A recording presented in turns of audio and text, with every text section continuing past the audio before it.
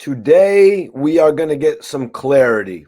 Today, we're going to explain a couple things in detail. We're going to be talking about Max B, Jim Jones, Stack Bundles, Bird Gang. We're going to be talking about some history that I know a lot of y'all out there love. I know a lot of y'all out there respect all three of those artists and love them for different reasons. You know what I mean? Whether it's the swag that they had, you know what I mean? The way they changed the elements that they had of what they wore that changed the game, the music that they presented, or just the conglomerate that they created all together. We respect these three men for various different reasons. Some will say Max is the best. Some will say Stack Bundles had the best flows. Some will say Jim Jones was the most complete package. That's what we're going to talk about today, man, because Max B is going to be coming home soon, you guys. We all know Max B will be home by 2025 at the very least, the end of the year, November 2025. A lot of speculation of when he'll come home. I've been hearing some people say within the next few months. Obviously, we all hope that'll be the case. The sooner Max B comes home, the better. But the most important fact, it's that he's coming home definitely. Everybody wants to talk about all the rumors, this and that, what's going on with him and his brother, him and his Cody. Maybe I'll address that on another episode. But today, I want to go over something that Max B had on his YouTube page where he was actually addressing the issues with Jim Jones, their egos. That's right, both of their egos that came in between them having a successful union. You know what I mean? The whole Bird Gang got screwed up because of what happened with Max B going to jail and the passing of Stack Bundles. That group would have been one of the strongest forces in hip hop ever. Jim Jones had just secured a deal, I think, as the chief executive officer or something like that at Sony. And he all he had to present was "Pray for Rain." That's all he had to do was present "Pray for Rain," but that wasn't enough because when Jim Jones took on that executive position at a major label after having to fight his way through the independents, we were ready for him to put out new artists. We wanted to see what Max B and Stack Bundles and possibly Mel Matrix, No, some of these other guys that he had with Bird Gang, maybe they would have got a shot, maybe not. We saw Mel Matrix obviously went on to have an impact on the industry at a later date. But Jim Jones didn't get a chance to see his idea through, like Wayne had Drake and Nicki, like 50 had Banks and Buck. You know what I mean? Hell, Dr. Dre had Snoop Dogg and Eminem. We didn't get to see Jim Jones actually get to put his whole deal through and what would have been if he really got to use that major label and put the acts out that he wanted to. That's a brief introduction. So Max B had spoke on the beef with Jim Jones. He said that two egos were coming together, two big personalities, and I'm never trying to take nobody's. I like to do my own. I come from a whole other spot, Max B said. It was egos, questions, and a lack of respect. It doesn't mix well. And the next thing you know, we're beefing. I want to say that Max B is a very unique artist, you guys. We all know that. He doesn't sound anything like Jim Jones. But as far as the dressing, that's pretty obvious. It was kind of obvious that Max B was a mini Jim Jones. You could tell he looked up to him and wanted to dress like Capo and just be like him. It was in a big bro kind of way, though, y'all. And I'm sure Max B would even tell you that. You know what I mean? Like that's big bro. The same way people say Stack Bundles dressed like Jim Jones or vice versa. It's because at the end of the day, they were all inspired by Jim Jones. And it's not even bad to say that. It's okay to say that. They looked at Jim Jones, you know what I mean, from his digs to the way that he talked with the what's goody G's to everything. Let's just be real. And that's no disrespect to Stack Bundles or Max B. They didn't have the money that Jim Jones had back then to go and buy a $3,000 belt. So they were inspired by the things that they would see Jim Jones wear.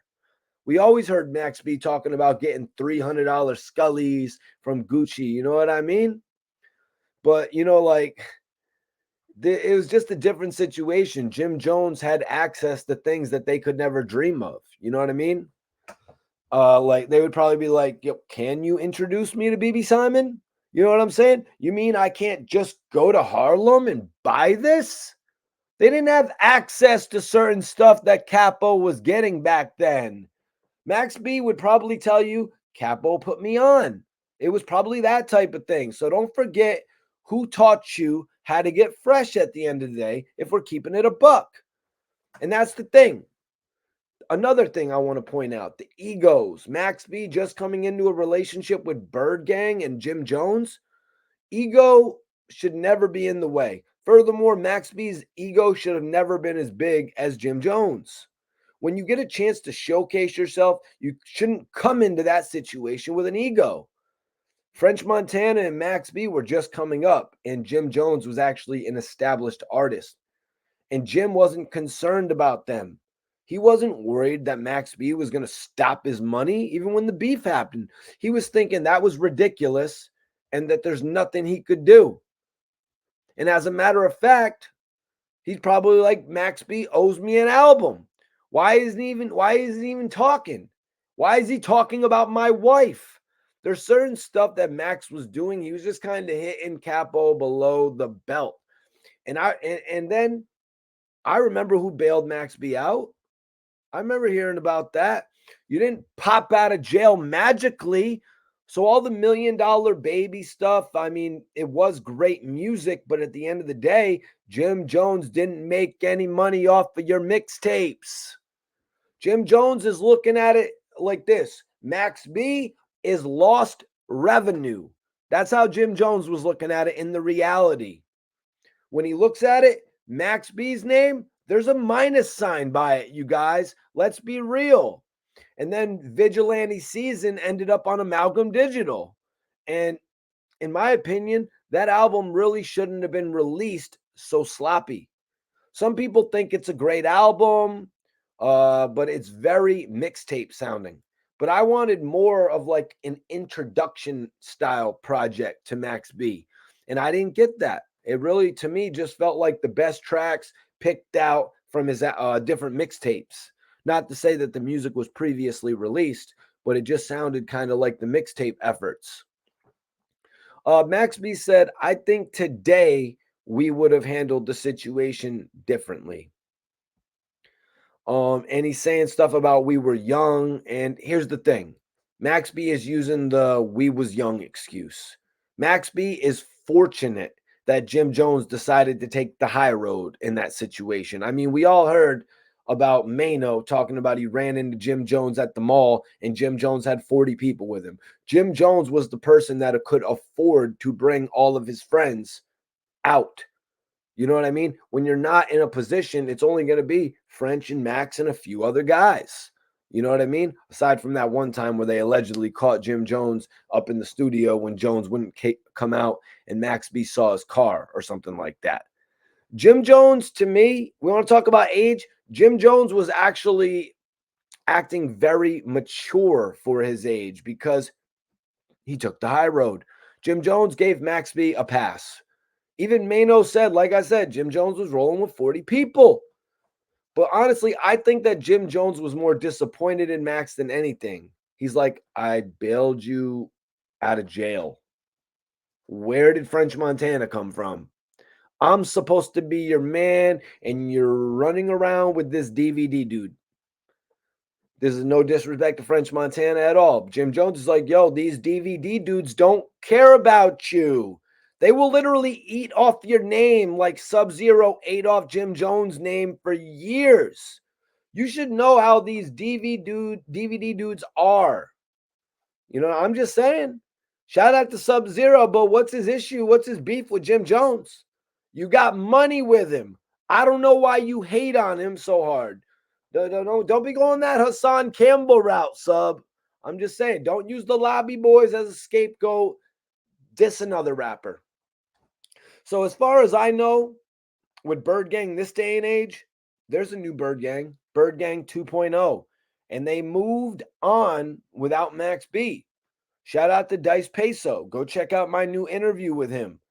Go check out what he's got to say about that whole situation. I'll just leave it at that. So they moved on without him. Or at this point in time, Max B probably could be Vamp Life. But look at the situation. You don't see Mel Matrix trying to outdo Jim Jones. You don't see Shooter 9 Trey trying to outdo Jim Jones. You could have played your role. You didn't have to try to outshine the man. Everyone shines in their own way. But you kind of really, it kind of seemed like you really felt that you could have been a bigger star than him. And that's actually why Jim Jones compared Max B to Bangum Smurf. That whole situation right there, Bangum Smurf trying to outshine 50 Cent, thinking he could be the next 50 Cent. Everybody looked at that whole situation because it was said that Max B wrote Ballin'. So Max B could be Jim Jones? No, it was not only Ballin' that Jim Jones had. Jim Jones had a lot of work prior to Ballin'. Jim Jones was on the Dipset projects prior to that. Jim Jones had his own albums prior to Hustler's Poem, where he built up his credibility to where people could even take Ballin' serious. You can't just come out with a single Ballin' and expect to be the biggest thing in the game. You got to have some credibility behind that. Balling isn't a good first single. It's a good first single if you want to be a one-hit wonder. Let's be real about this. If you really study the game, if you really know the game, Jim Jones had a lot of credibility prior to Ballin' that put him in the position to where he could really hold that. Dude did numbers on an independent to the point where a major had to come and get him. Jim Jones and Bangum Smurf, though, their beef wasn't personal. I say that because, Bangum Smurf actually did a lot of work in New York City. He actually went over to Cali, too, linked up with Corrupt, the Death Row guys at the time, actually. Bangum Smurf did a lot of work to make Koch actually interested in him. At first, they were like, who is Bangum Smurf? But then he was buzzing. He was buzzing out in the streets and got that notoriety. Jim Jones put out project after project after the major label said, we don't know about you. We don't know about you, Jim. Cam is great. Cam proved himself at Entertainment to the point where he got a deal to, release albums like Purple Haze on a bigger scale. But Jim, we don't know about you. But Jim proved himself that he could make incredible music. Incredibly engaging street music. Why do you think Stack Bundles wanted to call him Capo? Why do you think Max B wanted to join the ranks of Bird Gang? It's because Jim Jones had an incredible gauge, an incredible stance, in an incredible way of his presence in the streets. You looked at Jim Jones like he was the biggest thing moving even when he was independent. Hell, 50 Cent was taking meetings with this dude. I think he was trying to sign him out from Undercam. Jim Jones is incredibly loyal, though. I respect that about him. So, yeah, I say that to say this. The Jim Jones and Bangum Smurf beef wasn't personal. Smurf was just on the wrong team. You know what I mean? He was on the wrong team when Dipset and G-Unit were actually at odds. They were literally his opposition at the time. Which group was going to be bigger? Which group was going to blow up? Bangum Smurf was G-Unit's shooter. That's like Nas being friends with Memphis Bleak. But Jim Jones was only using Bangum Smurf as an example of somebody who wanted to outshine the group members. But of course, Smurf should have just done that in a better way because he had Domination right by his side. And it was actually alleged that 50 Cent had the G Unit people call Bangum Smurf and say, put the G Unit logo on Domination's project. But again, that's just something that Bangum Smurf told me. You know what I mean? He's probably said it in other interviews as well. You know what I mean? And if that is true, I would have to call that an incredible mistake. Free my bro Domination. Free Max B while we're at it. You know what I'm saying? Because you all know I did an interview with Max B. Max B has, seemingly has come to terms with the Jim Jones situation. He's past the Jim Jones situation because when Max B comes home, he's going to have much bigger things to do than diss people on DVDs. He's going to come out here and he's really going to get some money. He's going to come out here and he's really going to make an impact, but Jim Jones hasn't stopped for 20 plus years, man. He really hasn't, you know what I mean? Since they were all getting together at his grandma's house and he watched Cam and Mace do their thing, and he was obviously inspired by that, and then got a chance to be in Dipset. You know what I mean? After all those groups, like you know what I mean, DITC, you know what I mean? The groups like what was it, Children of the Corn, you know what I mean? Jim Jones actually got to be in the group that made it, you know, into prominence and really made it as one of the most elite great groups to ever exist in hip hop, man. And that's one of the reasons that Jim Jones has his credibility. You know what I mean? He wasn't just a group member.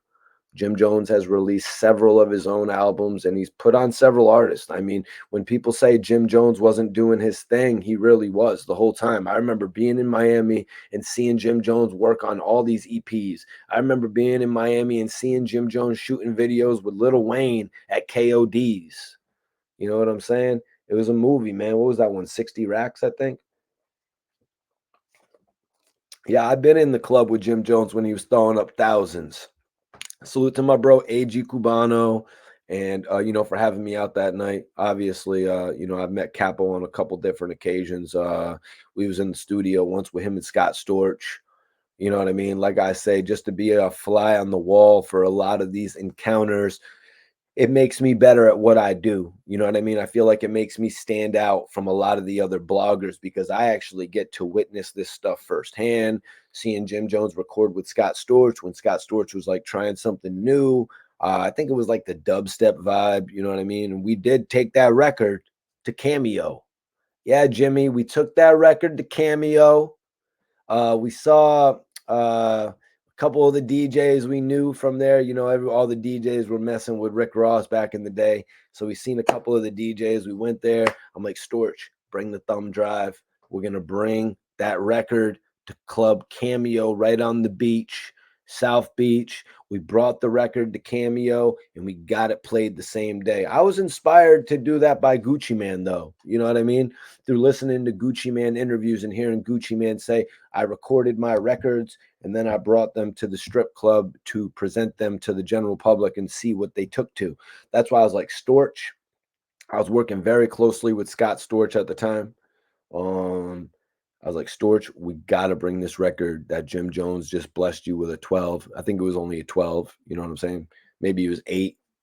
Maybe it was 16. You know what I'm saying? Don't count on me to count the bars, right? You know, but Jim Jones laced Scott Storch and we brought the record to Cameo that night and it was a movie, man. I don't think a lot of other bloggers, you know what I mean, really have that. I don't think Aiden Ross was doing. Aiden Ross, have you ever even been to Cameos?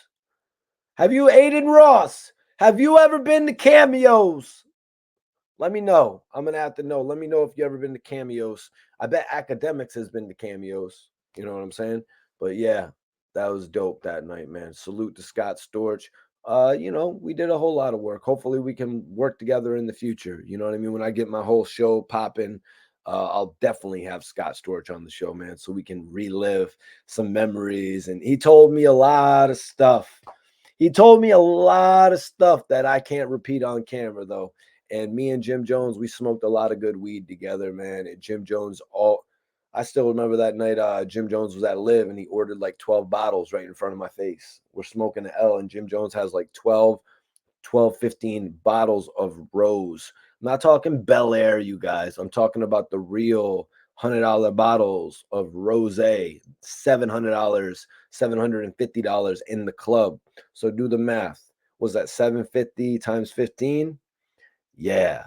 Yeah. So what's that? 7,500 plus another 30, another 3,750. Yeah. Do the math, man. Salute to Jimmy on that night as well, man. Salute to Dice Peso on the recent interview, man. If y'all don't know, go check it out. Dice Peso has a new single out called Let It Go, featuring Fat Man Scoop. Rest in peace, Fat Man Scoop. I still remember hearing Fat Man Scoop's joint on the Save the Last Dance movie that dropped in 2001 when Fredro Starr playing Malachi and Sean Patrick Thomas, they all got into a fight in the middle of the club. You know, I still remember hearing that bass drop. You got $100 bill. You know, I still remember hearing that, man. And honestly, man, some of the greatest material I ever heard. I love that. I love that song to this day, you know, with the Faith sample on there. I love that to this day. It was one of the first things I heard in hip hop. I was got the DMX albums in '98. You know what I'm saying? Obviously we had some Jadakiss back then. You know what I mean? Jay Z, but yeah, Fat Man Scoop. Yeah, rest in peace to a legend. And again, if you haven't heard the single Let It Go with Dice Peso and Fat Man Scoop, make sure you go check that out. It's going crazy. I wish I could have made it out to the Apollo, for the memorial, and Dice Peso actually performed that there, man. So, you know, it's just a really good song because of the way that Fat Man Scoop drops on it. It took me back to that original Fat Man Scoop that I heard when I was like 12 years old. You know what I mean?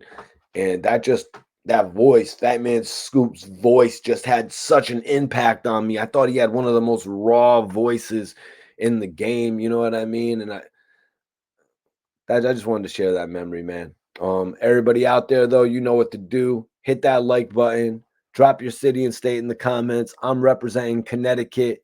You already know what it is. Free Max B. He'll be home soon, within the next year or so. Salute to Capo, man. Salute to the whole Bird Gang, Keen Streets, all them guys, man. Salute to y'all watching this video. Hit that like button. Let me know what city and state you're tapping in from. If you want to follow back on Instagram, it's Mikey T _ the movie star. Follow me on there. I'll catch up with y'all on the next episode.